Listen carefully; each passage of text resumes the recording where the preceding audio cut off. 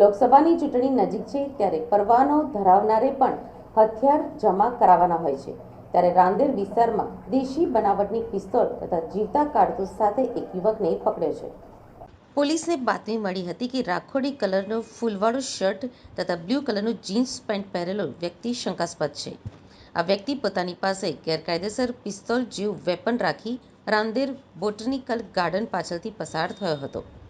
આ દરમિયાન તેને ઝડપી લઈને આગળની તપાસ હાથ ધરાઈ હતી, જેમાં તેનું નામ સાદિક ઉર્ફે મરઘીવાલા હોવાનું સામે આવ્યું હતું.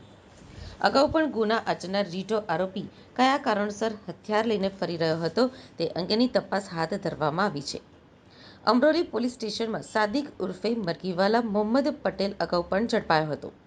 સાદિકને ઝડપી તે શા માટે હથિયાર સાથેને લઈને ફરી રહ્યો હતો, કોના ઉપર જીવતા કારતૂસ અને પિસ્તોલથી હુમલો કરવાનો હતો તે અંગેની તપાસ હાથ ધરવામાં આવી છે.